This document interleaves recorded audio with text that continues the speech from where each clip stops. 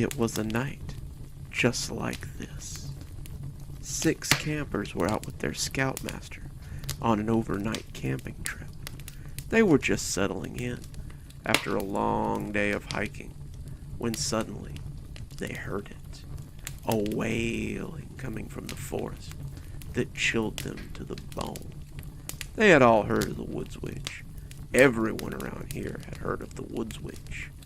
They all knew how she lured all those children into the forest so long ago. They all knew about the search party that had heard screams echoing through the woods that night as they searched in vain for their lost kids. And, of course, they all knew about how they found Chimney Cave, full of bones and half-eaten bodies of the missing children she'd taken. They also knew how the townspeople buried her alive after setting fire to her den inside that cursed cave. They didn't believe the legends about the Woods Witch, how she still haunted the woods and killed anyone foolish enough to stay there after dark. They unwisely went to sleep, huddled down in their sleeping bags, and tried to ignore the eerie moaning that came echoing from the woods. Then they heard it. Deep in the night, the wailing getting closer and closer to their campsite. The scouts couldn't sleep. They huddled in their sleeping bags as the wailing grew closer and closer. They heard the trees shake and the leaves crackle as the wailing came closer and closer. They added their fearful cries to the wailing as it grew closer and closer until finally, boo! We all jumped, but none of us jumped higher than Reggie. Bobby, grinning like an idiot as he stood at the edge of the firelight, pointed and laughed at the wet spot on the front of Reggie's shorts.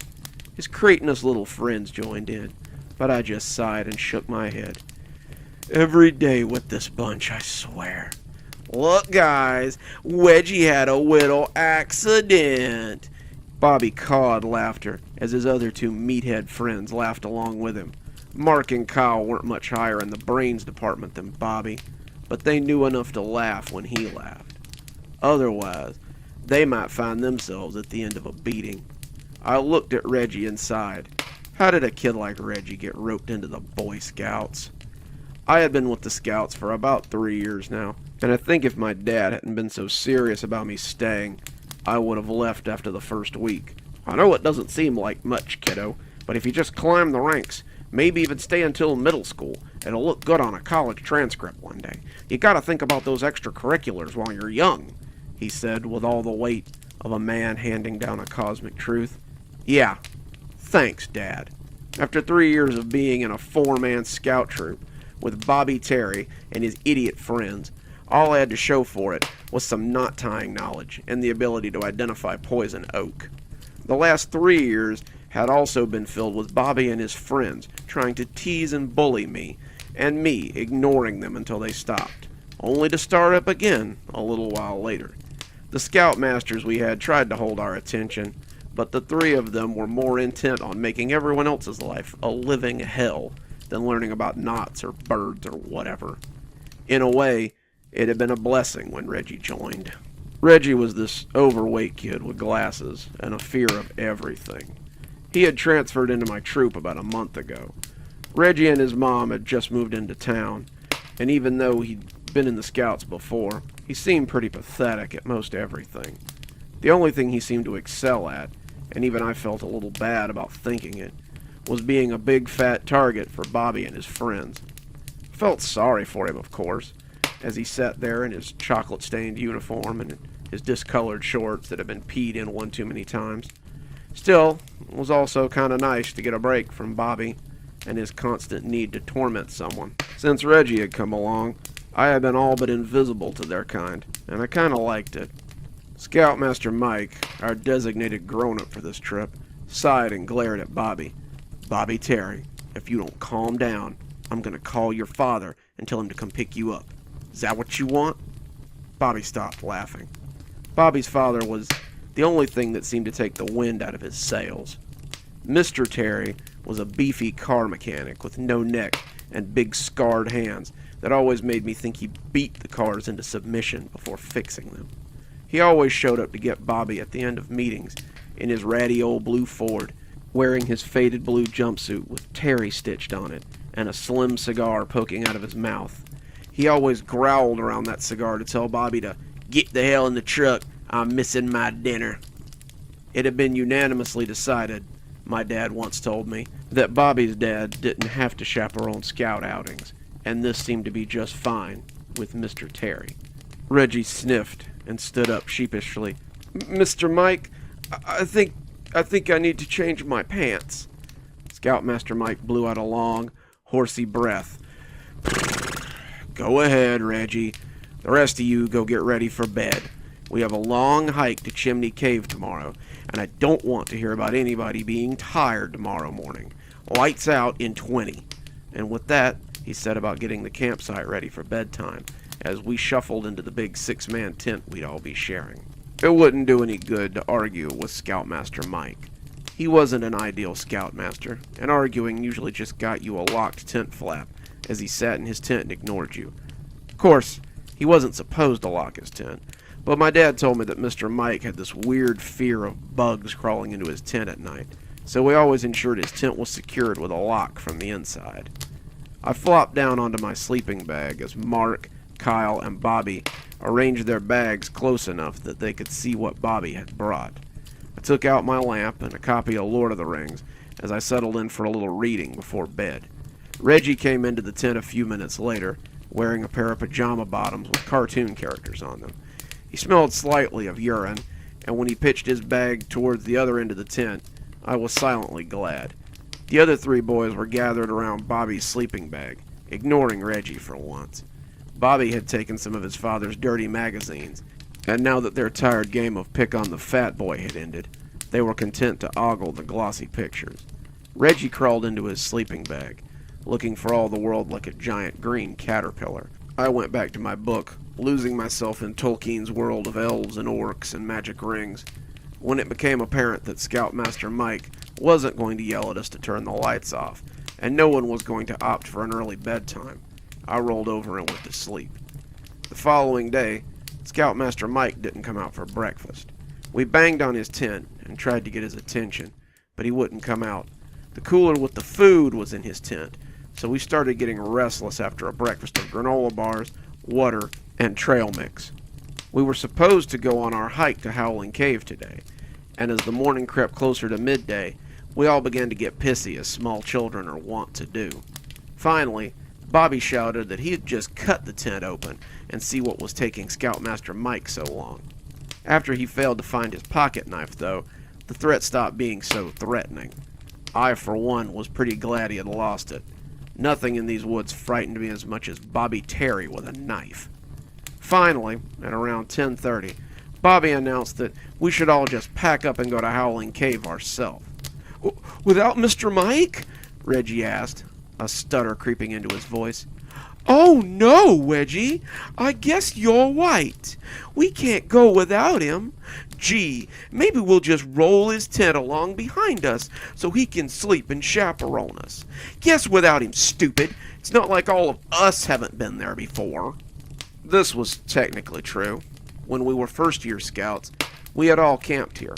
Scoutmaster Eddie had taken us up to Howling Cave and let us explore it a little. I remember being disappointed because none of us found out why it was called Howling Cave. At the age of 6, I thought it was because wolves lived there, and I wanted to find one so I could keep him as a pet. Bobby had also pushed Kyle off a rock shelf while horsing around, so we had to leave before exploring all the tunnels. If we went by ourselves, though... I put a few things in my pack, and as Bobby and his friends headed out, I tagged along behind them. Bobby noticed me at once. You coming too, Squints? He asked, bringing out his old nickname for the occasion. Long as you don't get lost, I guess, I said.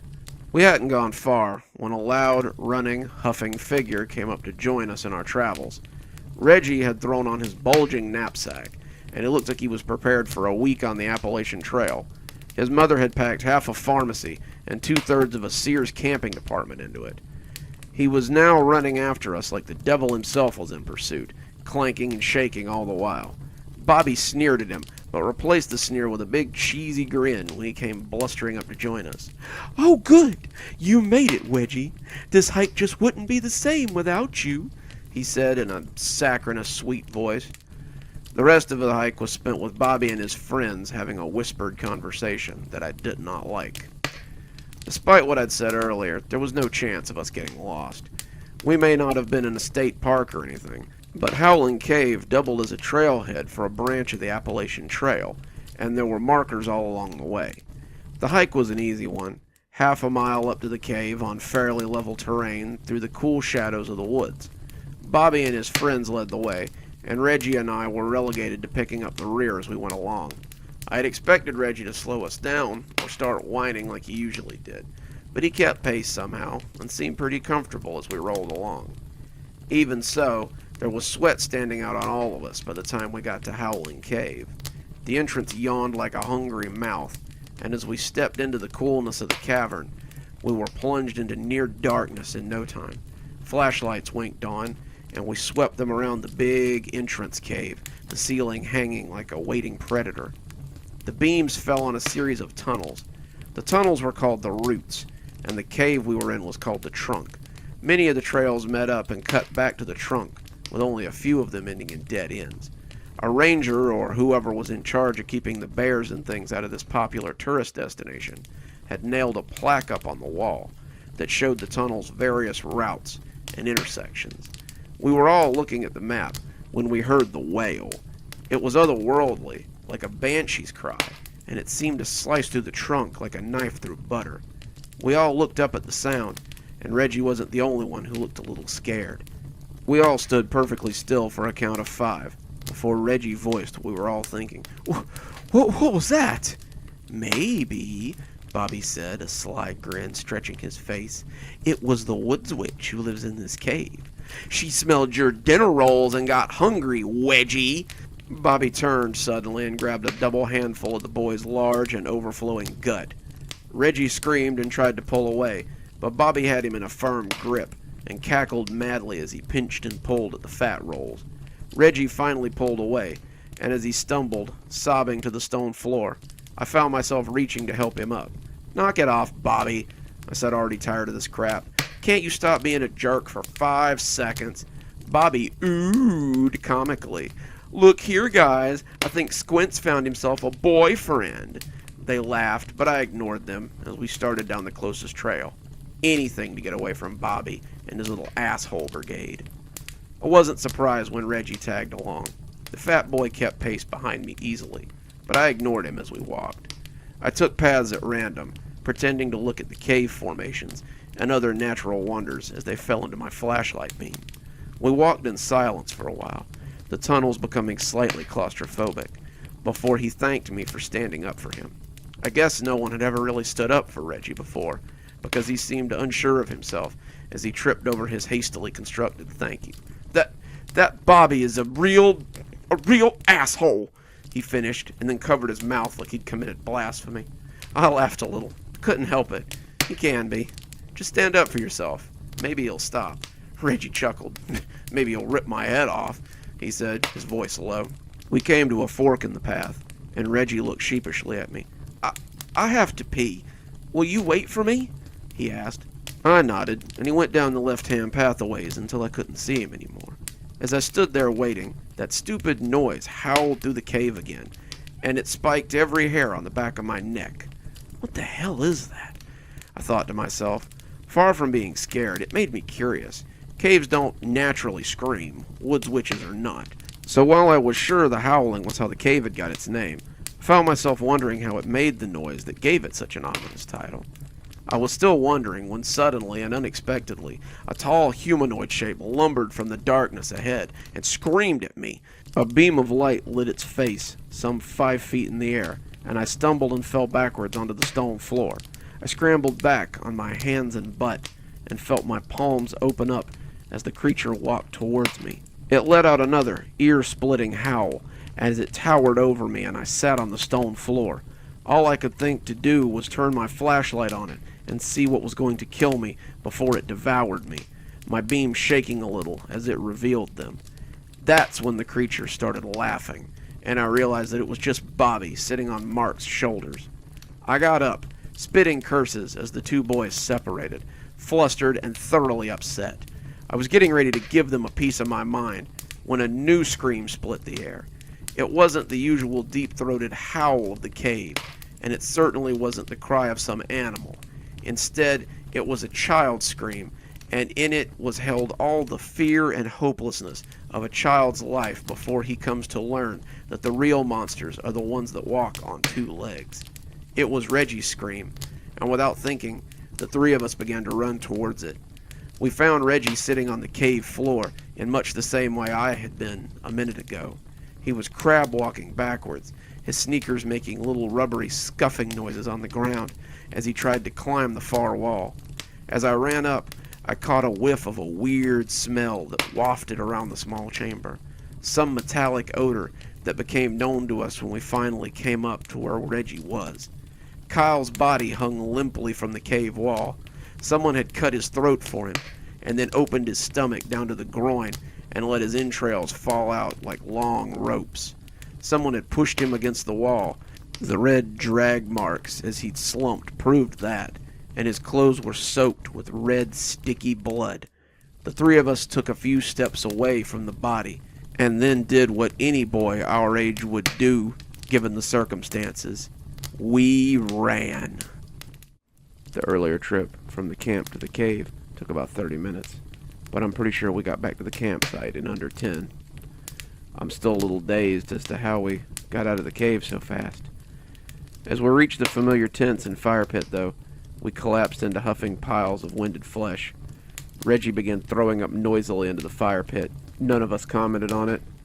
I felt like heaving myself, and Bobby looked like he might start throwing up or crying any minute. I guess seeing your friend gutted like a trout is a little different than drowning kittens in a sack, isn't it, Bobby? We need to tell someone, Reggie huffed as he wiped the vomit from his shiny lips. Bobby sat up and moved towards Scoutmaster Mike's tent again. He still hadn't emerged from it, and it was getting on about midday. That fact had started to scare us. Bobby pushed on the tent flap, but it was still locked from the inside. We all started pushing on the tent and yelling for Scoutmaster Mike to get up and help us, but he never even stirred inside his fortress of canvas. Bobby became angry as his shoves and screams failed to rouse the Scoutmaster, and went off to our tent to get something to cut it open with. 5 minutes later, he came out even angrier. "All right, which one of you assholes stole my knife?" he asked, his red face starting to darken as he rounded on all of us. "I bet it was you, Wedgie," he said, pushing the fat boy down so he could tower over him. "I bet you were the one that killed Kyle too, didn't you? You were the one who screamed. You were the one who found the body, and I bet you stole my knife so you could pin it all on me, didn't you?" Bobby was screaming at him now, and Reggie's sobs had a distinctly scared tone to them. I stepped between them as I had before the fight could escalate any further. "This isn't helping, Bobby. We need to get Scoutmaster Mike up so he can call the police and get some help out here." Bobby turned his attention to me, and I wasn't sure that I wanted it. "And how do you suggest we do that, huh? He's probably got his earplugs in again, so the creepy crawlies don't crawl into his brain while he's asleep. You remember last year, right? He slept through the whole jamboree because he got drunk the night before and put the plugs in." I did. Scoutmaster Mike was pretty well known for getting drunk and sleeping through his duties, but we still needed him despite his shortcomings. We tried to cut the canvas with our scout knives, but it was a slow process. While Bobby had brought his father's old buck knife, probably a piece of steel sharp enough to shave with, our scout knives were dull little things that barely fit the arts and crafts we did. Finally, after 10 minutes of hacking and digging, we worried a hole in the side of the canvas and let out an odor that smelled strangely familiar. Scoutmaster Mike was in there, all right. He'd been done the same way Kyle had. His throat cut, his entrails spilled out, his face a mask of terror and disbelief. We all flinched away from the tent in unison as the hole exposed the grisly scene within. With nowhere else to run from this awful scene, we went back to our tent and zipped the door shut. We all huddled in the corner as far from the zippered opening as we could get, and at that moment, all past feuds were forgotten, all past crimes were forgiven, and we were in that instant a united force. I'm not sure how long we sat there shivering, but it was creeping towards evening when Reggie moved towards the cooler to get something to drink. His moving seemed to break the spell over us, and suddenly we were all preparing for dinner or getting water bottles and granola bars. I pulled out my map as we ate and set it between us. Okay, so here's where we are. The road is miles from our campsite. The cave is a half a mile back that way, and there's a ranger station half a mile past it that's at the Appalachian Trail marker. Someone should go to the road and see if they can flag down a car, while someone else goes to the ranger station to see if they can get help. The others will stay here at the campsite, so we have a safe place to come back to. Whoever stays here should stoke the fire and be on the lookout for whoever's doing this. 2 kids against a murder? That sounds like a death sentence to me, said Bobby. You got a better idea? I asked, and he shook his head grudgingly and said he didn't. We should go check Mr. Mike's tent, Reggie said, his voice becoming a little less sure as we all turned to look at him. He has that old bag phone. He has the keys to the truck, so we might, I don't know, he might have something that can help us. It's not a bad idea, I conceded, decided to make my first stop, the abattoir of Scoutmaster Mike. It was becoming shadowy as we ripped the tent open and stepped in. The smell of blood was everywhere, and Scoutmaster Mike lay in his sleeping bag like an overripe pea that has burst its pod. We tried our best to ignore him as we went about taking his stuff, but it's hard to ignore a dead body that's less than 5 feet from you. Flies had gotten into our hole we had made earlier, and they were crawling along him like tiny mourners at his gaping neck and chest wound. If Scoutmaster Mike believed in hell, I could assume that this was it for him, his body flush with crawling insects, while he lay powerless to stop them. We opted to take his things out into the fresh air of the campsite. Scoutmaster Mike had an odd assortment of gear: a compass, a fire starter, a Swiss Army knife, which Bobby took, a flask of something alcoholic that was half empty, a cooler that was equal parts lunch meat, deli cheese, and beer, some rope, a faded magazine called Bazoons with a busty topless girl on the cover, his car keys, a hunting knife, and the bag phone, though, were nowhere to be found. Had the killer taken them so we couldn't call for help? Why kill Scoutmaster Mike and not kill us immediately? As we sat in the dying light of day, the howling started again. It was loud and mournful, cutting across our nerves like a knife. In our current state, it was enough to leave us shaking and unsure. It stopped after a few minutes, but a low grumble of it could be heard afterwards if you listened hard enough. As the sun went down and the howling grumbled at the edges of our hearing, I could almost believe that the woods witch, and not some murderous psycho, was responsible for all of this. Almost. I'll go to the ranger station, I said, getting up before I could think better of it. Bobby, why don't you go to the road and try to flag down a car and see if you can find someone to help us? Mark, Reggie, you guys can stay here at camp and keep the fire stoked. I should be back in 2 hours tops with help. Sound like a plan? I had expected a token argument from Bobby, but it never came up. He just nodded, slipping the knife into his pocket and going towards the road. Reggie begged to go with me, but I told him to stay here with Mark and keep watch. He didn't fight me on it, but he slumped off dejectively to sit on a log by the fire. With a nod to Mark, I set off for the ranger station. Like I said before, the trail to the cave is clear enough for a blind man to follow, but I didn't want to get anywhere close to that cave if I could help it. I took the trail until I could see the heading for the cave and then broke off into the woods. I was trying to link up with another trail that went to the ranger station, but I must have gotten turned around because I found myself back at my original entry point after several minutes of scrambling through the woods. That's when I heard the howling again. I don't know if it was proximity to the cave or what, but for just a few seconds, I don't remember being able to hear much besides the wailing that cut through the quiet night. It drove me to my knees as its pitch became higher, and as I glanced around, it seemed like that wail was coming from the trees itself. Thunder rumbled overhead, and it lit up the night for a momentary burst in time. I found my feet as the howling ebbed a little, and realized that it wasn't the howling moving the trees, but the wind. A storm seemed to be brewing, and as I tried to find my bearings in the deepening dark, another fork of lightning split the sky. The flash was bright enough to illuminate a figure not 5 feet away from me. I added my screams to the howling as the hunched and twisted creature was once again hidden by the tangle of forest. In the ebb of the howling, I could hear it creeping noisily towards me. As the lightning pealed again, I got a brief glance of a steely blade in its hunched hands, and I trembled. It had a knife, the knife it had likely used to kill Kyle and Scoutmaster Mike. And if I didn't get out of here, it was going to kill me too. That's when I ran. Turned tail and ran, and when I hit the trail I had left behind, I kept right on running, losing myself in the woods.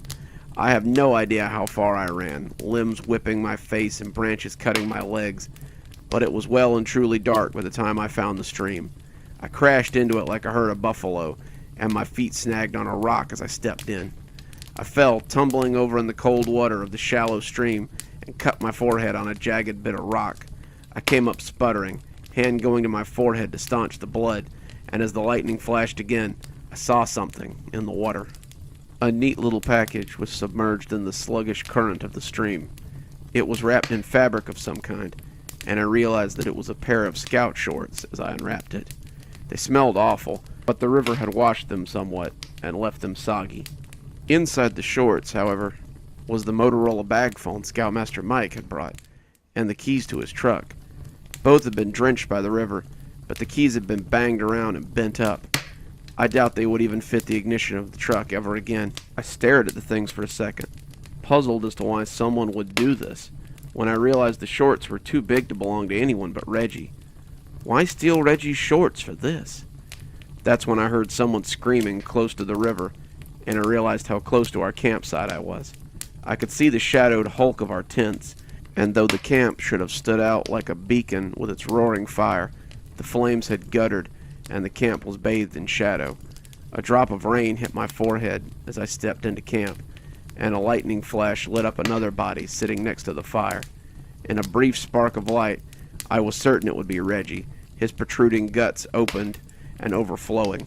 As I came up beside the dying fire, though, I could see that it was Mark. He'd been done like the others. I felt tears on my face as I knelt beside him. Mark was a shit like Kyle had been a shit, but they were still kids. Kids aren't supposed to die like this. Kids are supposed to languish in the idea of immortality until we realize in our teenage years just how fragile we are, which brings about adulthood. No child out on a campout should have to face the idea that his life might be bled out next to his cook fire, and Mark was certainly no exception. Mark had wanted to be a baseball player, a dream a lot of little boys have. Though I didn't know him very well, I felt like certainly he deserved better than this. When someone suddenly grabbed my hand, I felt my bladder let go as I pissed my pants. Mark's hand was slick with his blood, but he clung to life even as it leaked out of him. His breathing was jagged and watery, but he seemed determined to impart some wisdom before he died. He put his other hand on the torn opening of his throat and croaked out a single word. Bobby. Bobby? Bobby did this to you? But Mark shook his head in a small, jerking way. Bobby, gone. Reggie, cave, went. Help him. He sputtered out the last with a gout of blood as he flopped back lifeless. I sat with him until he died. Then I made my way to Howling Cave. I didn't want to go to Howling Cave. It was the last place I wanted to go. But if the murderer had Reggie or Bobby, I felt like I needed to help them. That's what you do when someone's in trouble, after all. I didn't feel like a little kid anymore. I didn't feel like I sometimes did when I pretended to be a superhero or some other things for a game. I felt like the kids in those adventure books I read. I felt like I had to do the last thing I wanted to do, and if it meant the monster was to be killed, then it was me that had to go do it. The rain fell on me in sheets as I got close to the cave's mouth. The wind picked up, and as the trees shook and danced, the howling scream cut across the forest in a high, crystalline note. I wondered as I went in if there was a woods witch waiting for me in there, some boogeyman that I could blame all of this on instead of some hardened psychopath with a taste for murder. I doubted it, but I almost hoped for a witch as I came to the mouth of the cave. Kids in stories tend to fare pretty well against witches in the end. It was pitch black inside, but I had a flashlight. My beam found an easy trail to follow almost immediately. Someone had left bloody sneaker prints on the cave floor, and I could only hope that it wasn't on purpose. I crept along through the tunnels. As I went, I began to see signs of a fire up ahead. All of a sudden, the howling raced across me again, and I covered my ears to block it out. It was louder than I'd ever heard it, an otherworldly wail that made me want to fall down and cry. I moved towards the fire, always towards the fire, and it led me to a small chamber near the very back of the cavern. A placard on the wall declared that this was the witch's hovel. I suspect that it had been set up after the legend got popular. There was a cauldron, some shelves along with some old books, a cane broom, and... Bobby! My flashlight found the back of the scout shirt as I moved closer. Someone had leaned Bobby Terry against the corner like a naughty child. There was a standing pool of red around him, and I didn't even need to flip him over to know that he was long gone. He was on his knees, face pressed against the stone. I saw my hand reaching out to turn him around, and I pulled it back before I could have another murder etched into my mind forever. I heard footsteps behind me then, and flipped around to find the last person I'd expected. Reggie? He smiled at me, and my flashlight glinted off the knife in his hand. All things considered, he was really none the worse for wear, though the bloodstains on his uniform looked fresh enough to make me think he'd gotten wounded. When the howling started again, I looked up towards the ceiling and felt stupid for ever being afraid. The placement of the hovel in the chamber was pretty smart on someone's part, because the chimney-like opening at the top of the cave made the howling sound I'd heard when the wind blew across it. The howling and the wailing had been nothing but a big bottle for the wind to blow across. The revelation distracted me from Reggie, and it almost cost me my life. I was honestly hoping you'd make it out. You're the first person in this situation that's ever been genuinely nice to me, and I appreciate that. I really do, he said before snaking forward and trying to slice me with the knife. I stepped back from him. The blade cut a long gash in the front of my uniform, but never hit the skin. I took another step back and analyzed this new Reggie. This wasn't the soft-spoken, scared little boy from the camp who pissed his pants and shrunk from bullies. This Reggie was a competent, crafty creature who waddled less and stalked more. He looked at me like an artist who's sizing up marble for his next sculpture, like a painter who's trying to winkle the next masterpiece from his canvas, a writer wheedling the next bestseller from the aether, or a predator contemplating his next meal. I thought about running, but he was blocking the only exit. I could juke around him maybe, but he'd proven himself to be very quick already. I found myself backing up, Reggie walking towards me with all the ease of a B-movie slasher. Suddenly my heels struck something on the floor, and I tripped. I cursed myself mentally as I fell, and Reggie stalked in, easy as you please, as I crab-walked backwards. Why, Reggie? Why would you do this? Reggie seemed to think about it for a minute. 'Cause I can. The knife opened up my stomach in a single slash, and as his entrails spilled out, the witch laughed and laughed, having claimed yet another victim.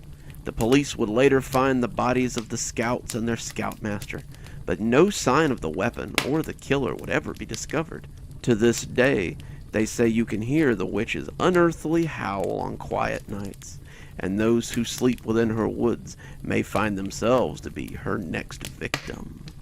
The campers sat around the fire with big moony eyes as I finished the story, and they all glanced around as the fire crackled, trying to get a glimpse of the woods witch before she got them.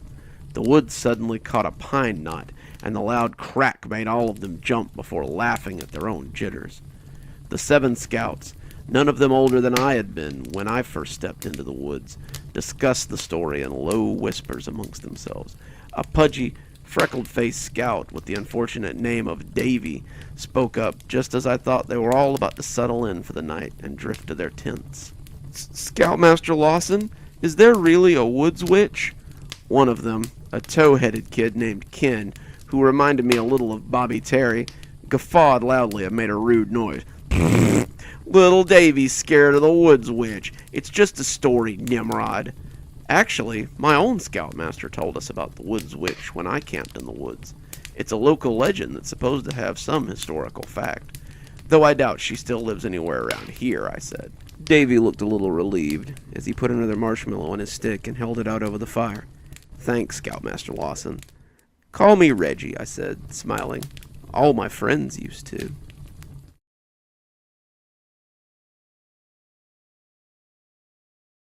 The cabin in the woods had been abandoned for years, but one night, a candle burned in the window. We all tried our best to look appropriately terrified, but it was all mostly for show. Jesse liked to tell stories, but none of them were really that scary. The five of us were gathered around a flashlight in our bunkhouse, telling scary stories and generally just creeping each other out. Mike had a sack of junk food he'd snuck in, and Paul had a bottle of pop. We were enjoying just hanging out together more than any of the stories. These were the moments I looked forward to, the gathering of friends as we hung out for the summer. I've been going to Blue Lake summer camp for about 4 years now, and what I looked forward to the most was spending time with the friends I only got to see at the camp. Jesse, Paul, Steve, and Mike, we had all been going to camp for about the same amount of time, and we'd become fast friends. They all lived in different places and didn't go to school with me, so the only time I got to see them was at summer camp. I didn't have a lot of friends at school, so I lived for their emails and the summers I got to spend with them. "That story sucks," came a voice from the back. We all looked up to see the sixth member of our cabin, Terry Woods, as he lay under his covers reading a comic book. Terry had been coming to camp for about as long as I can remember. He was a weird kid who never really got along with anyone. He'd been through 4 different cabins in 4 years, and I guess it was our turn to get him. He was quiet, didn't really do sports, and just kind of seemed like a creep. He was constantly hiding in the bushes and making people feel uncomfortable, and the counselors had even caught him peeking into bathroom stalls before. They kept talking about kicking him out, but every year he showed up with his bag and a check, so they let him stay. It's probably the only break his parents got from him, and who could really begrudge them a little downtime? Jesse turned to Terry and fixed him with a frustrated look. Jesse hated hearing that his stories were lame, even though most of them were. "All right then, smart guy, why don't you come tell a story? Show us what a real scary story looks like." Terry seemed to think about it for a minute, before putting down his comic book and walking over to sit on the bed with us. We made a space for him that was a little too big, since none of us really wanted to sit next to Terry. He looked into the flashlight beam, and it was like being around a campfire. The light made his skin pale and ghostly, and when Terry looked up, we all sat back a little in surprise. He looked like a corpse, and he seemed to know it. "You guys ever hear the story of the Whispering Hole?" A few of us shook our heads, but Paul nodded. "Some of the older boys told me about it. It's a hole in the woods, and they say you can hear Indian ghosts in it or something." Terry nodded, grinning a little. "Legend says that it's not Indian ghosts in that hole. The story I heard was that long, long ago, a bunch of superstitious farmers buried their kids out there to appease a forest spirit so he would give them good crops." We all leaned in close now, expecting a good story with a lead-up like that. "They say when the land was first settled and all the Creek Indians were safely chased out of the woods, the crops began to fail. An old woman, whom the townsfolk suspected was a witch, told the people that they had angered a forest spirit, and now their crops would do badly. When they asked what they had to do to bring the crops back, she said that they must take one of their children for every year they had settled here and bury them in a deep hole in the woods. Only then would the crops grow again, and the spirit would be appeased." We had leaned in closer, our shadows magnified against the roof of the cabin. The townsfolk realized that this meant 8 of their children would need to be sacrificed. So through a lottery, they decided which 8 must be taken. The rich tried to buy their way out, and the poor tried to beg their way out. But in the end, those whose names were drawn were taken to the woods. They were led there by the witch, and some of the men from the village came along too.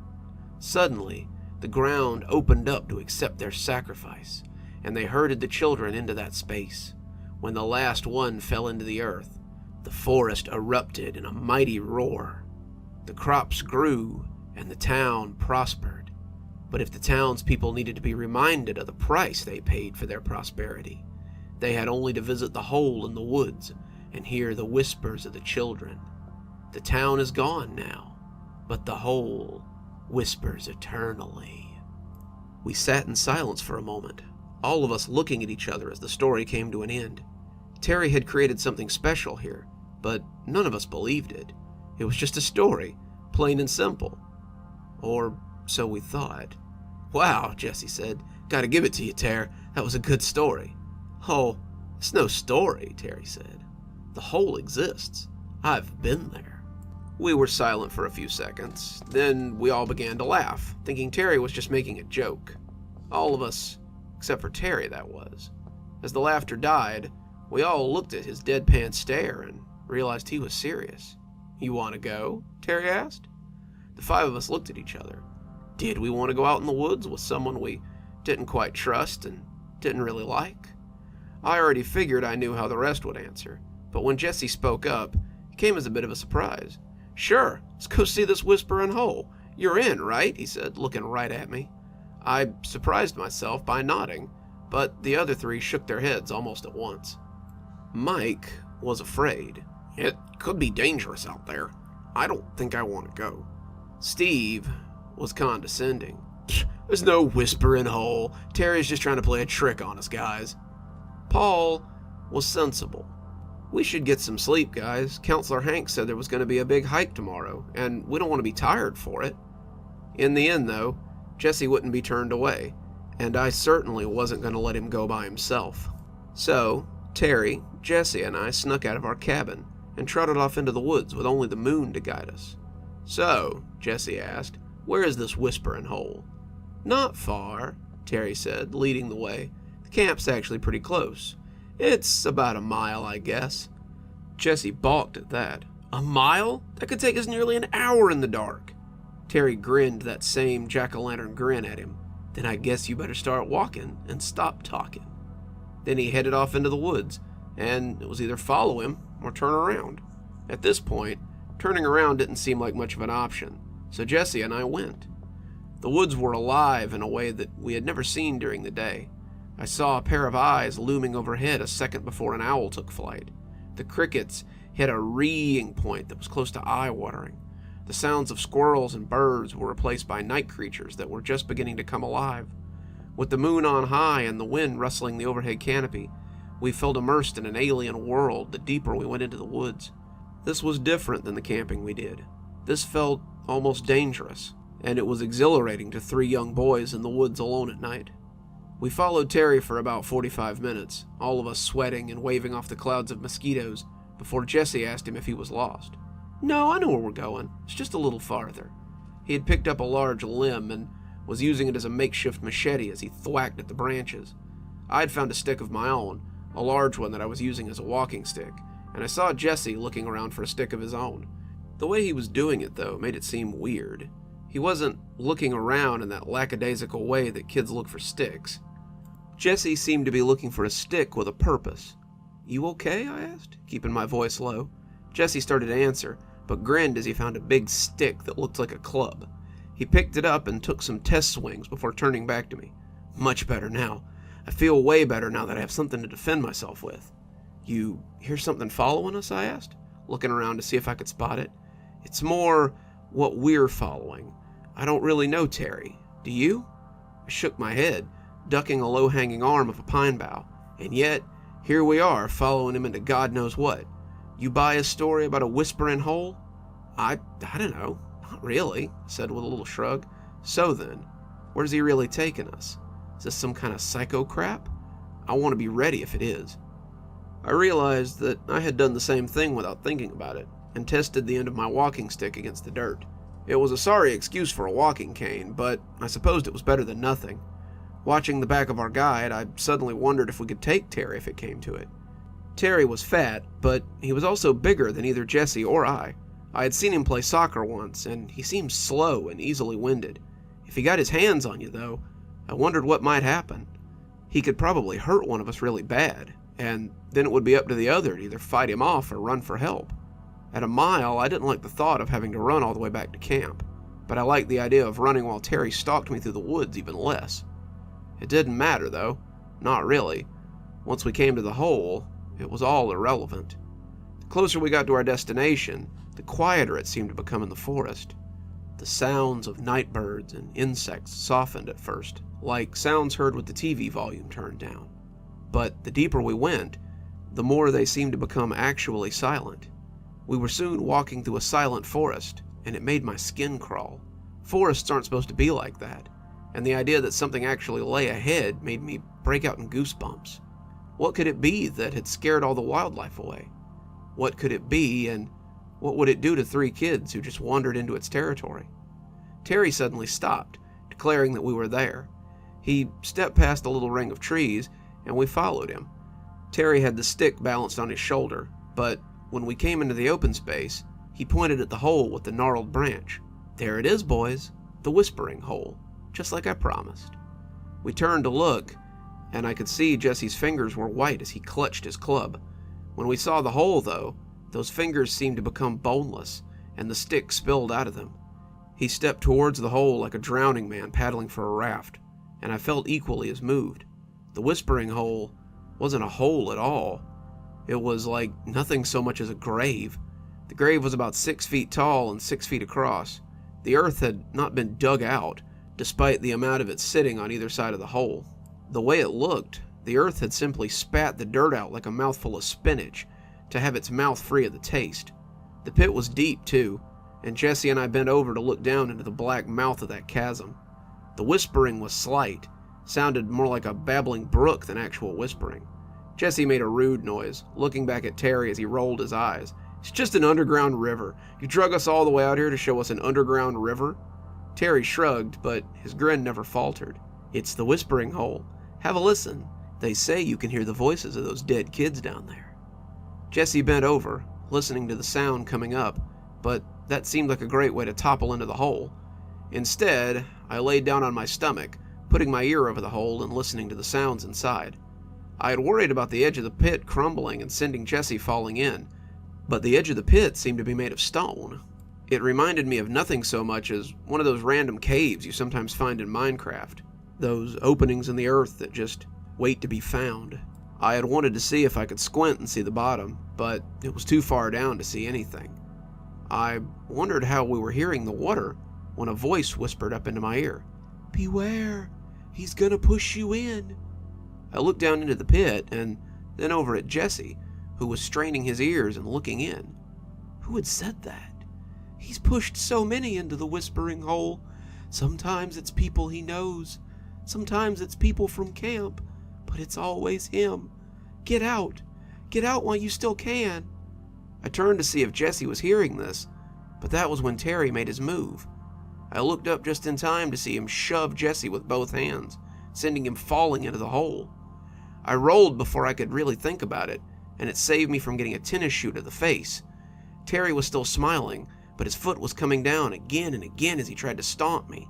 I was scared, moving purely off adrenaline, and when I sprang back to my feet, he lifted his stick like he meant to club me. He didn't say anything. He just ran forward with that gnarled branch he had been using to clear the path. I threw my own stick at him and turned, running into the woods as I tried to make it back to camp. I had to let someone know what had happened out here. I ran through the forest like a startled deer, but it seemed like something was stalking me. Something big was behind me, and the farther I ran, the louder and more frantic it became.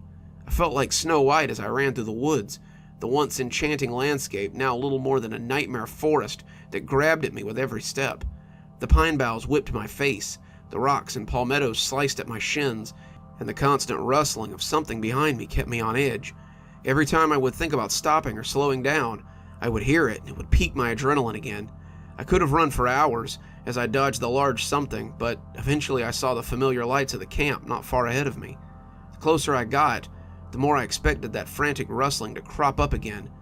It had seemed to chase me all the way from the whispering hole, and I could just see Terry stalking me as he tried to stop me from tattling.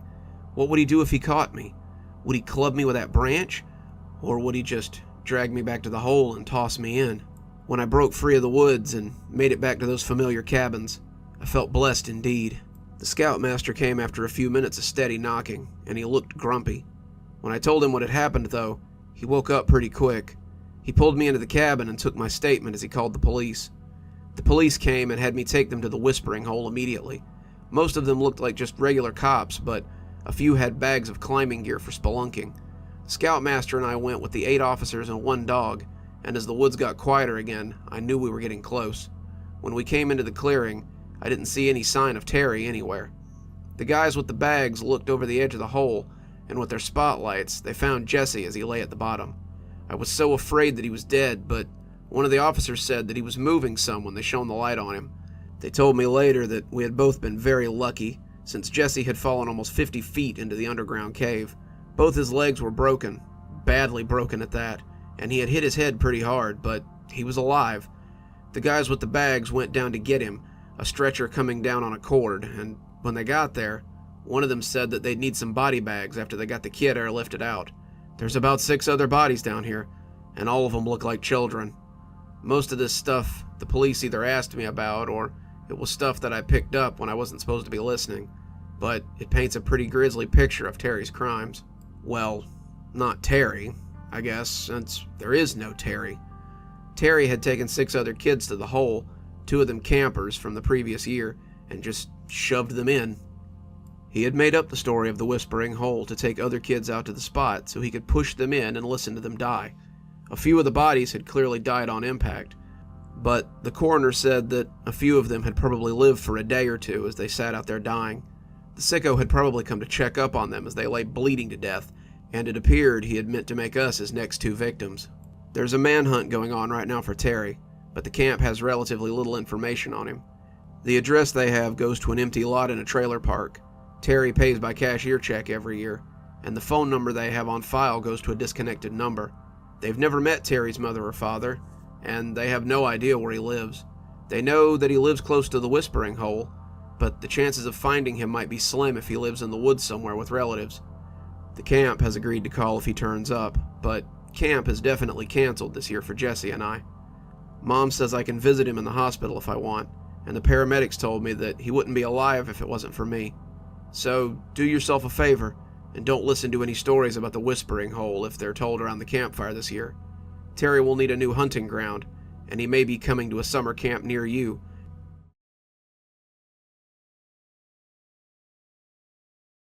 It was just supposed to be a typical camping trip with my scout troop. My friends and I were so excited, Davey, Kevin, and I. We always look forward to these camping trips, and the yearly autumn campout was one of the best. We took a bus to Grayson Falls, a huge state park with so many lakes to swim in, trails to hike, and several caves to explore. All the local scout troops would be there, 10 in all, and we would meet in Starfall campgrounds for the jamboree. There would be canoe races and s'mores, and, of course, the annual Scary Story contest. All 3 of us have been crafting our stories since the last jamboree, and this year, we were ready to take that prize. As the bus pulled up to the campsite, we all spilled out of it excitedly. We were the first to arrive, the others getting there tomorrow, but Scoutmaster Larry had wanted us to get there early so we could get the best spots. As I stood in the center of the campground, watching the other scouts mill about, going about their preparations and such, I couldn't help but soak in the sounds and smells of the surrounding forest. Grayson State Park had always been my favorite place to camp, and it was chiefly because it exuded this energy of safety and adventure. It was a maintained park, the park rangers keeping the animals in check and the forest peeled back from the areas where hikers and campers stayed. Even so, it wasn't too hard to imagine a wolf or a bear watching you from the tree line, just waiting to pounce on you unexpectedly. It wasn't too far-fetched to think that something mysterious or unknown could be lurking in those woods as well. We set up our tent a little further back than the others. Scoutmaster Larry had given us a set area where we could pitch our tents, and we had set our own tents at the edge of this. We wanted to feel like real scouts, like trailblazers, and I imagined us like old-timey explorers as Kevin and I set up our tents. Davey had disappeared, and I assumed he was getting water or firewood or something. No sooner had I set up my tent, though, than Davey hissed at us from the woods. "Nice campsite, but follow me if you girls want to do some real camping." He motioned us into the woods. But Scoutmaster Larry said," Kevin stammered. "Who cares what Scoutmaster Larry said? Do you want to camp or what?" We looked at each other. I did feel pulled by adventure, and Kevin, despite being kind of a wet blanket, seemed to feel it too. We nodded, and Davey set out his plan. We would leave our tents here as decoys, since they were already set up, and move off into the woods. Davey knew of a place where we could set up his tent, and we could do some actual camping for the night, away from the adults and the other scouts. It would be like camping on our own, being explorers and roughing it for real. But what if they come looking for us? Kevin asked. Davy just waved his hand at the question. We'll go back to eat, and then after dinner we'll head back to the site. We'll wake up before anyone else gets good and stirring tomorrow, and be back in the camp before anyone notices. I had to admit, it wasn't a bad plan. We would strike our camp after tonight and rejoin the jamboree tomorrow as the others arrived. No one would miss us for one night, not with so many other scouts around. Kevin and I agreed to go look at the campsite first, wanting to see where he had put it before committing to staying the night there. As we plunged into the forest, Davy led the way. We took no trail, our feet following new ground as they led us to the campsite. As we went, I felt as though I could feel something watching us. It was still early afternoon and the forest was alive with the sounds of nature, but this tickling on the back of my neck felt a little sinister somehow. I turned to glance around as we went, but I saw nothing more dangerous than a blue jay or a squirrel. I decided I was being silly, and caught up with Kevin and Davy as we headed for our secret campsite. Even Kevin had to admit that the campsite was pretty cool. It was set in a small clearing, and complete with a fire pit that led me to believe that other scouts had used this site before. His tent almost looked out of place here, and I could just imagine scouts before us sleeping under the stars in sleeping bags. Davy asked us what we thought, and I could see that both of us were sold on the idea. We had agreed to come back after dinner, and thus we returned to the group. The rest of the day went fairly uneventfully. We returned to find a hike about to begin, so we tagged along as Scoutmaster Larry showed us nature's glory. We were a little nervous that they might happen upon our campsite, but the hike took us around the nearby creek and up to a natural waterfall that led from the lake nearby. As we returned, Scoutmaster Larry had our dinner cooking on a small fire near the counselor's tent. We set about preparing for the meal, and soon we were all stretched out on the grass eating campfire stew and hardtack bread. As we ate, Scoutmaster Larry laid out the day's events for tomorrow's jamboree. It would be a whole day of canoe races, decathlon contests, and all of it capped off by the scary story reading and the s'more roast. All of us were chattering quietly as we headed off to bed, the sun setting behind us as the three of us pretended to head to our tents. As the sun set low, we moved into the woods and made our way to our campground. As we followed Davy into the woods, I began to hear something strange in the surrounding green. It started as an overriding noise, making Kevin and Davy hard to hear even at close proximity. Davy was too excited to even acknowledge it at first, but I saw Kevin shooting furtive looks into the surrounding woods. The sounds of the forest seemed to be higher than I had ever heard them, and the deeper we went, the louder it seemed to become. The birds sounded like a flock, squawking and chattering animatedly to each other, and many of them sounded like species not even native to the region. As scouts, we were taught to identify local birds. It's for a badge, and many of these sounded different from the finches and quails you usually heard this time of year. I heard deer grunting and the yowls of cats, the growls of a bear, and even the throaty howl of a wolf. The strangest thing of all is, it wasn't the sound or the presence of non-native animals that had me scared. The strangest thing was that each cry was exactly the same. Same sound, same volume, same everything. The others could hear it too, but they were pretending they couldn't for some reason. We could all hear the sounds of animals, all of them much too loud. Kevin was starting to cry. Davy kept insisting that once we made it to the campsite, everything would be okay. He was pulling Kevin along now, Davy's hand wrapped around his wrist.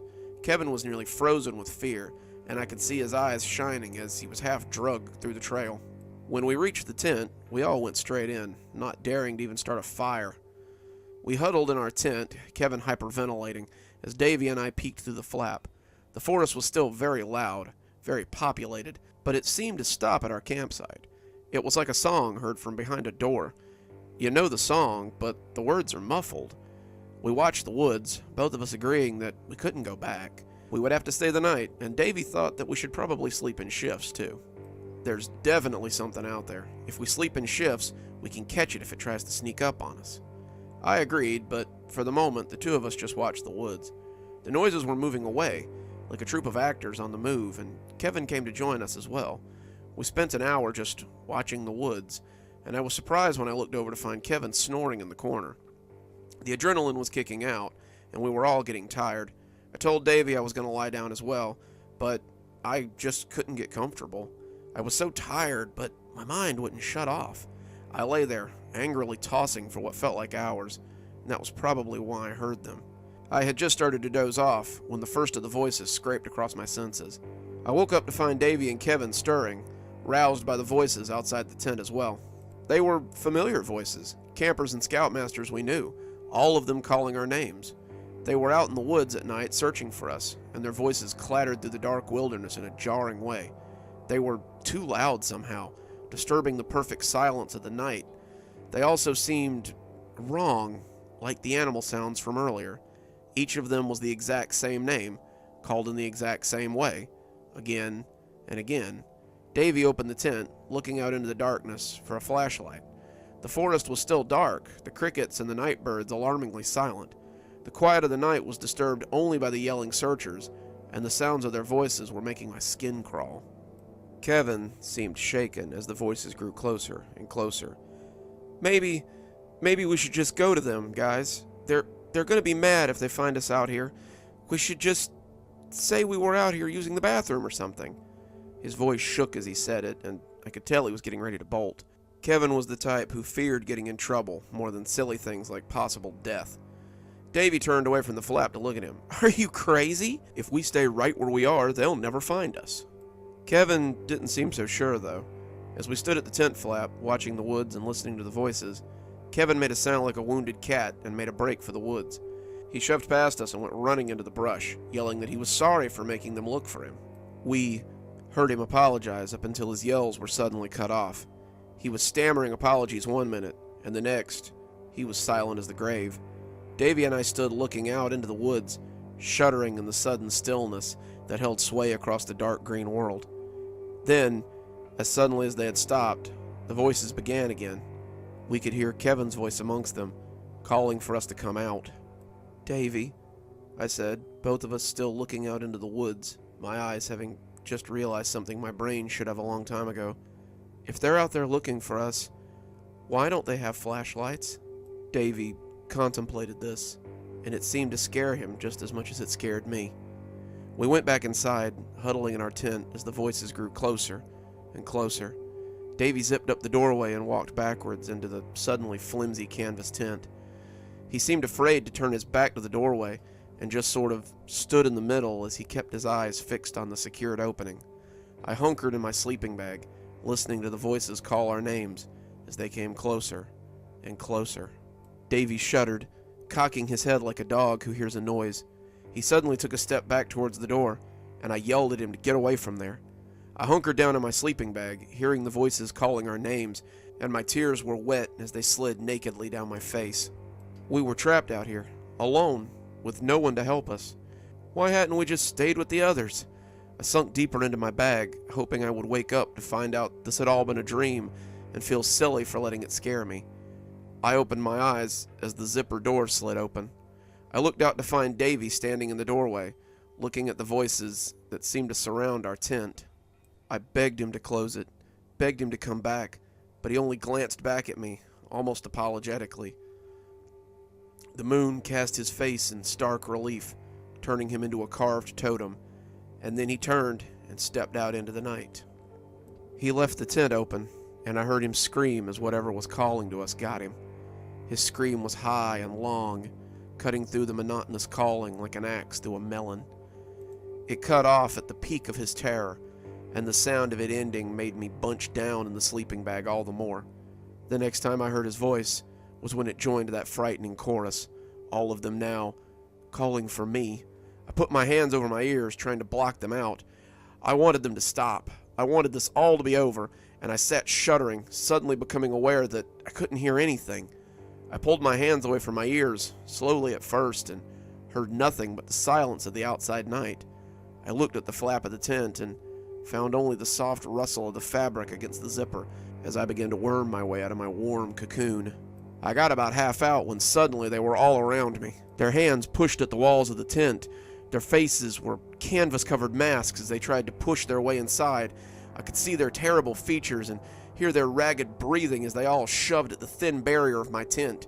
There were so many of them, adults, children, animals, and others who resembled nothing so much as skeletons with vaguely human shapes.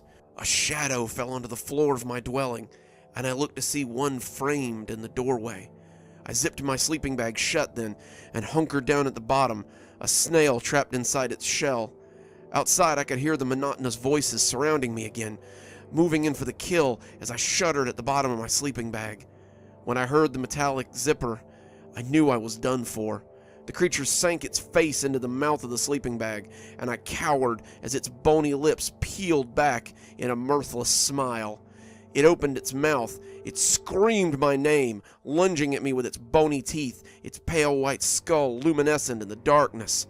I died with the sound of my own name fighting against the rippling scream that rode up my throat. The scouts around the fire looked at me as though I was from another planet. The campfire was the only sound, the logs crackling merrily as the collected troops sat looking at me as I stood in the story circle. Even some of the scoutmasters looked a little rattled by my story, but slowly they started to clap. Scoutmaster Larry clapped the loudest, shaking his hand as he approached. "Now I see why you wanted to go last. That would have been a hard story to top. I think we can agree which story wins this year's Jamboree Short Story Contest." The applause picked up then, and Davy slugged me in the arm as I sat back down. "Can't believe you kept that to yourself all week. I thought Kevin was going to pee his pants." "Was not," Kevin said petulantly, though he looked a little pale, nonetheless. I smiled. Storytelling was something I was good at, and it was always nice to be recognized for my talents. I let my mind slip into the woods around us, hearing the call of a night bird and the whimper of the wind. Perhaps there was something like that out in the woods of the state park. Who could say what lurked in the deep pockets that surrounded areas made for man? I felt myself shiver a little as the wind pushed a sound across my senses, a lonesome sound that sounded eerily like my name. My audience might not be the only one having trouble sleeping tonight.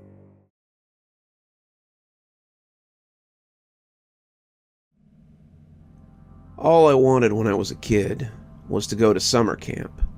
Every summer, I would beg my parents to send me, but they always said the same thing. It's too expensive, or it's too far away, or we can't afford to drive out there when you get homesick. I know, summer camps have fallen out of popularity these days, but they were just about the coolest thing to a kid in the early 90s. Every show had a summer camp episode. There were movies with summer camps. There were even music videos on MTV about summer camps, for God's sake. I felt like I was missing out on a big part of my childhood experience by not being allowed to go, but every year I was forced to sit at home and wish. So when Mom told me that she had found a summer camp for me when I was 11, I was ecstatic. Camp Moonsong was an all-girls camp about an hour from our house, and the fee for 60 days' stay was surprisingly low. Low enough to make Mom suspicious that it was some sort of front for a sweatshop or something, and she read over the paperwork very carefully with my dad. I remember just hovering outside the kitchen as they went over it, Dad not showing her level of dedication as he held paperwork in one hand and smoked with the other. They talk about not being responsible for injuries or accidents a lot in this stuff, I remember Mom saying, and then sighing when Dad scoffed. "They're just being careful, Wendy. Sounds perfect, honestly. She's been begging to go to one for years. If we don't send her before 13, I think she'll miss her chance. You know, 12's usually the cutoff on these kinds of things."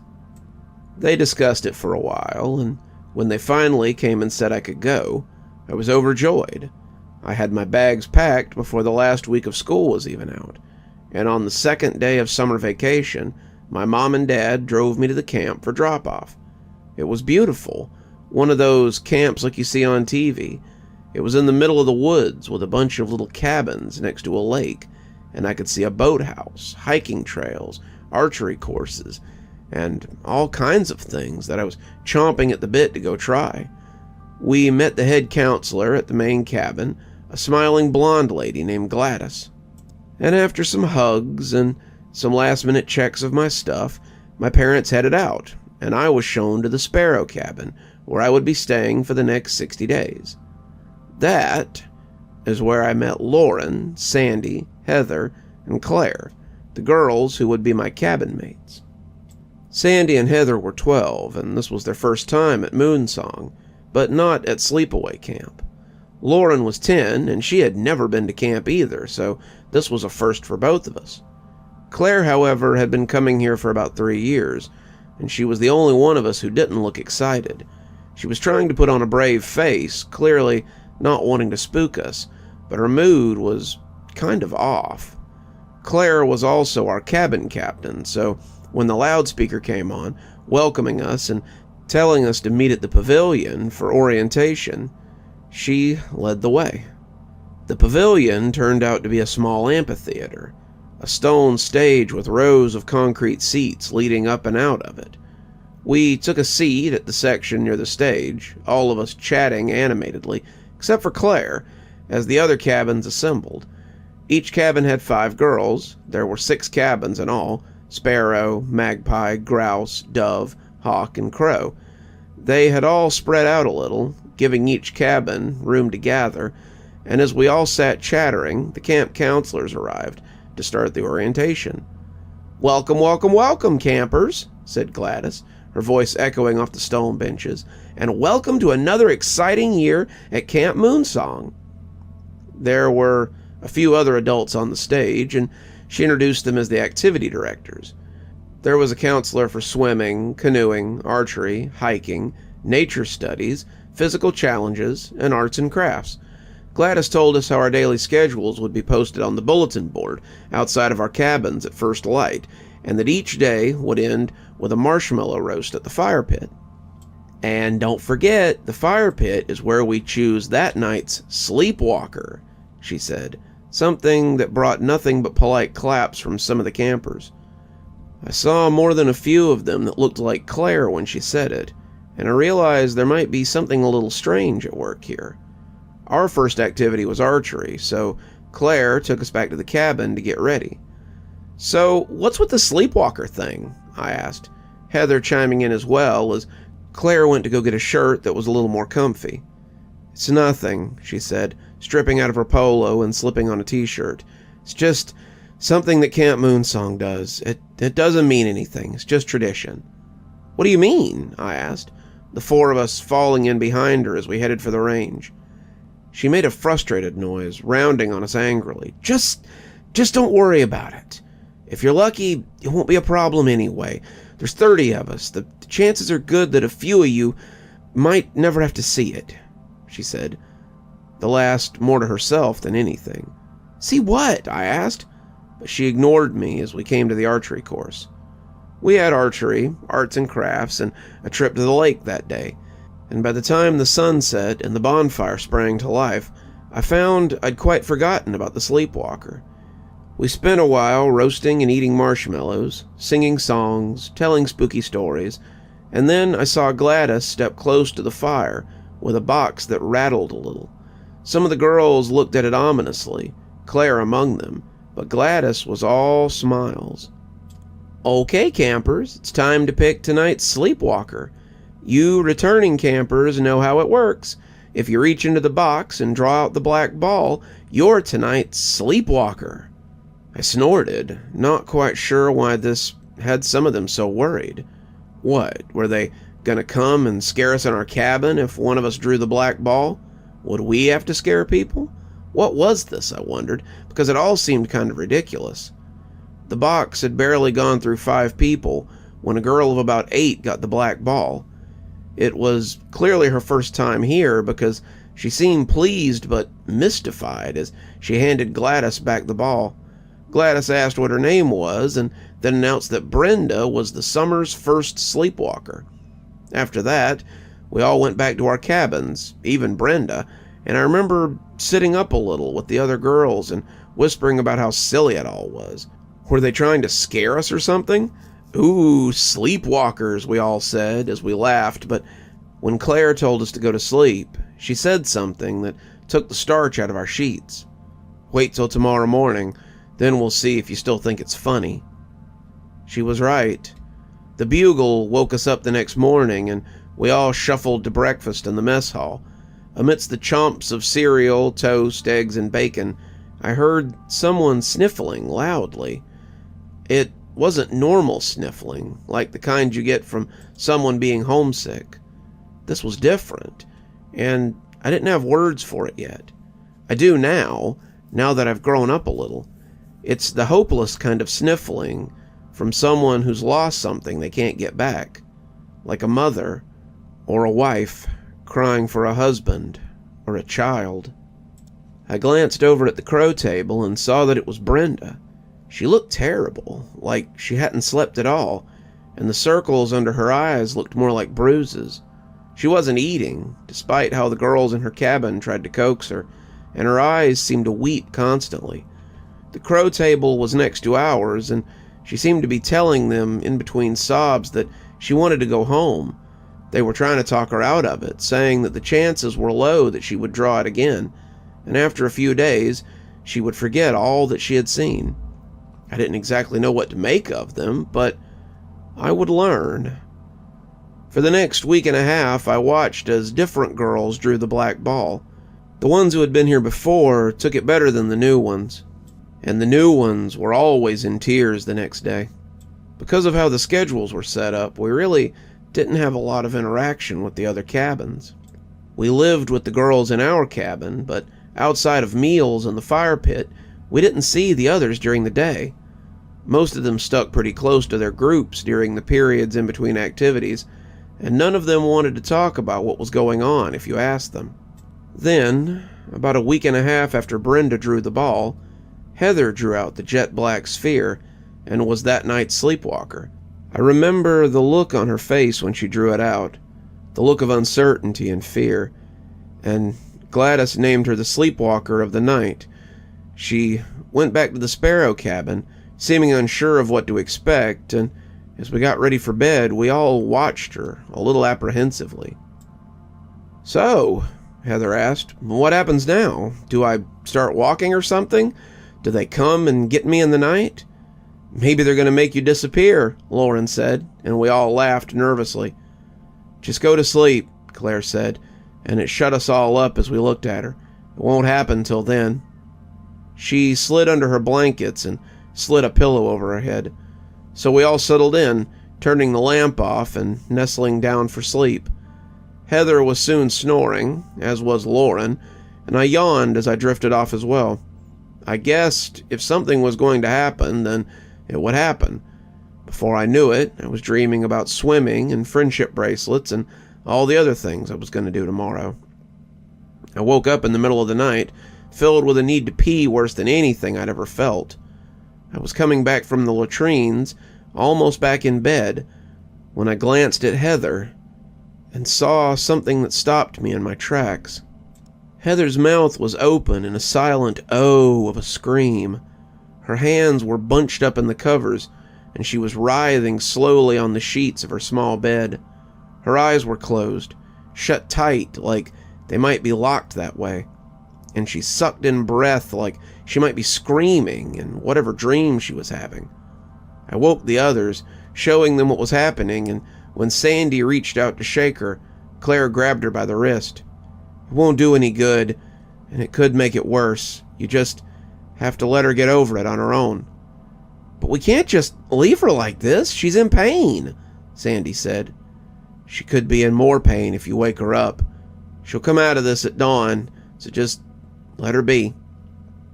We went back to bed, none of us but Claire sleeping, and when the sun came up, Heather came awake, shaking like someone who's been startled badly.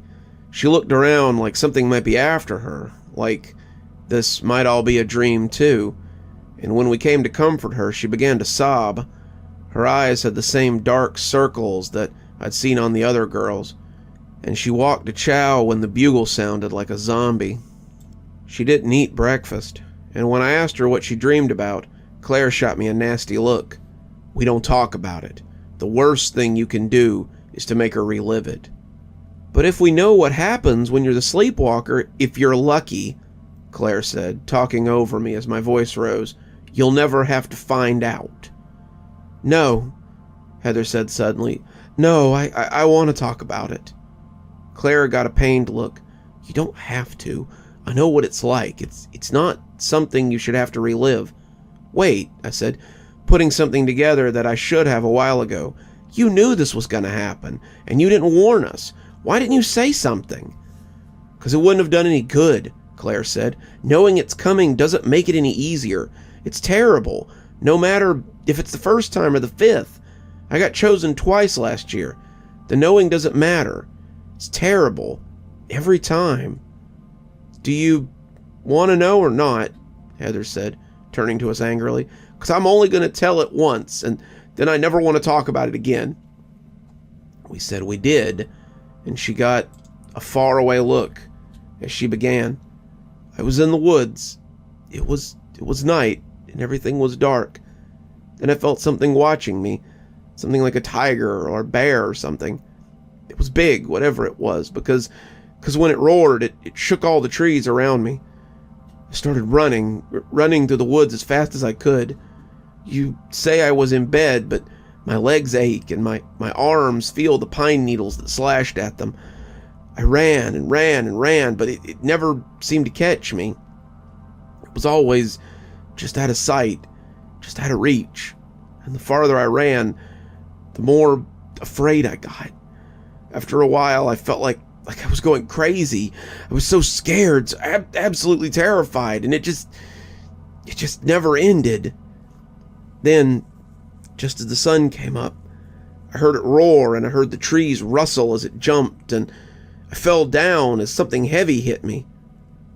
Then I woke up, and you guys were standing there looking at me." She started crying then, and Claire gave her a hug as she assured her that it was over. She was safe now. Needless to say, Heather decided to stay in when we saw it was our turn to hike today.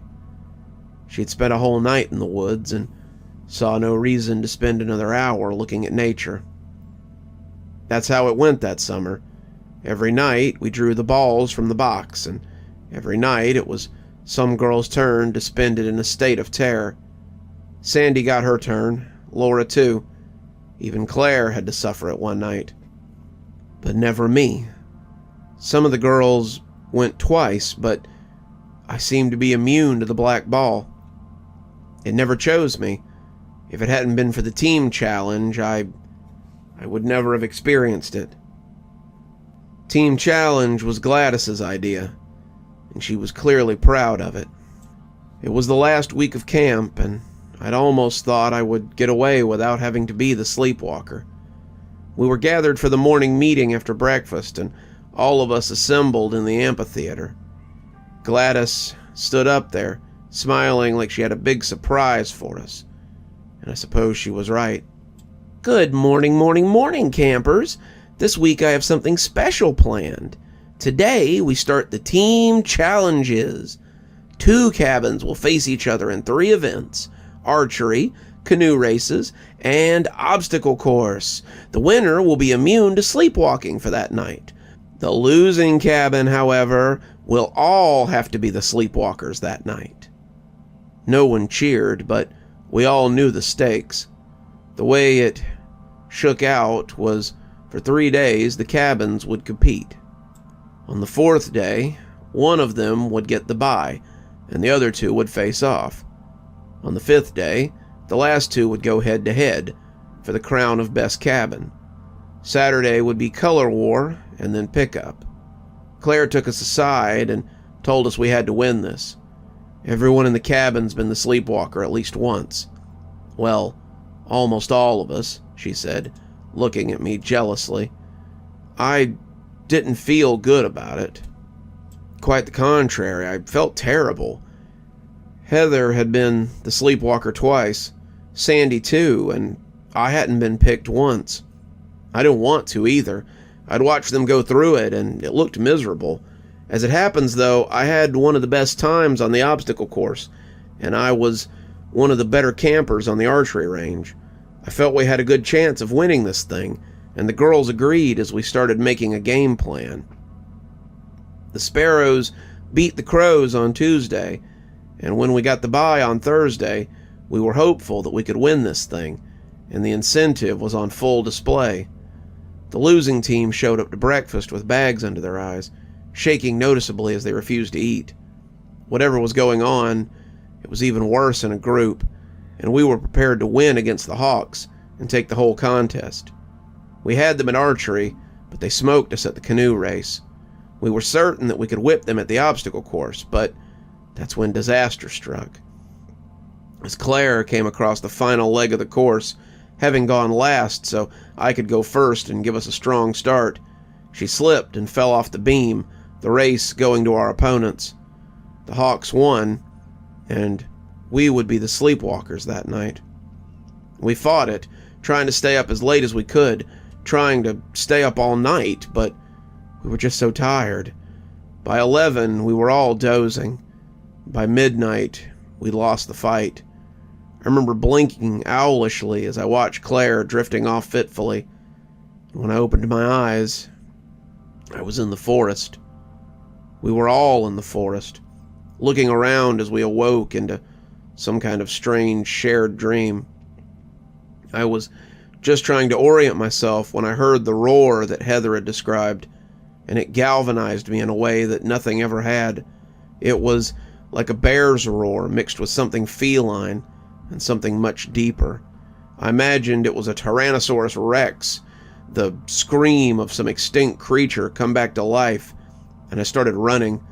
They were with me in the beginning, all of us neck and neck as we fled into the woods. It was always behind us, stomping through the trees like it was as tall as a redwood. It crashed, it rumbled, and as we ran for our lives, it menaced us from the darkness. Heather was the first to fall. I looked back, meaning to help her, but the darkness swirled up and took her. Her tear-streaked, terrified face was there one moment, and then suddenly she was swallowed up by the gloom. Laura fell next, stumbling as she looked back at Heather, and I didn't look back to see what gobbled her up. I kept running, kept showing my heels, and when Sandy fell too, I didn't even notice right away. I was in a state of panic, something I would later call a heightened terror response when I went to college to study psychology. It was similar to the response prey animals have when they're fleeing for their lives, a kind of thing that gets them eaten by pack hunters when another one pops up on the side while they're focused on the threat behind them. I ran and ran and ran, my legs pumping and my heart racing. I didn't know when Claire fell, or even if she did, but I felt the branches that reached out to slow me down and the rocks that battered my bare feet. I felt every mile that I ran, and I felt every horrifying stumble as I nearly lost my balance. I kept running for my life, and when the sun came up at long last, I didn't stop. I heard it spring, heard it come up from behind me like a tidal wave, but if it hit me, I didn't know about it. I came awake like I meant to fight off an attacker, and the other girls were around me, looking as bad, if not worse. We lost the color war. All of us were too tired to focus. Mom commented on the bruises under my eyes when she came to pick me up, but I just hugged her and said how glad I was to see her. I never spoke about that summer, not until I wrote my senior thesis on the difference between irrational and rational fear in adolescence. I didn't think I would ever visit those memories again, not till today. I've been working as a psychiatrist since I graduated, helping kids get over their trauma and trying to find them some relief. Most of it's normal stuff, divorcing parents or concerned about their school friends.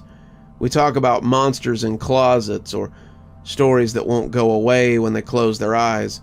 Typical little kid stuff, but sometimes I help them tell parents about someone who's doing something they shouldn't, so that person can go somewhere where they can't hurt them again.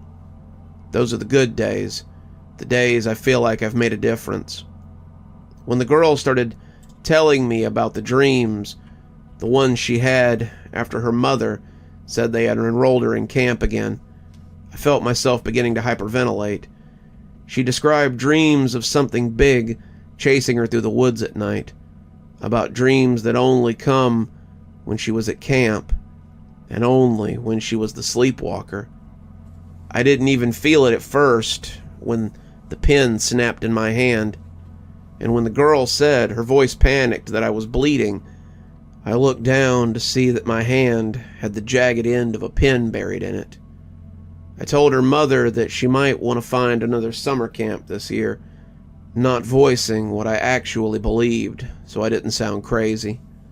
The mother seemed concerned, but Jenny loves Camp Moonsong. She's gone every year since she was 9.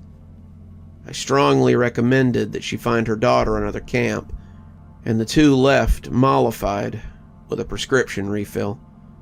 I had never imagined the place was still open, never in my wildest dreams. I sat in my office, trying to control the shakes as my hand throbbed like an infected tooth. I'm afraid to go to sleep tonight, something I haven't been afraid of since that first week of camp. I'm afraid I might wake up in the woods again, fleeing the thing that chases the Sleepwalkers.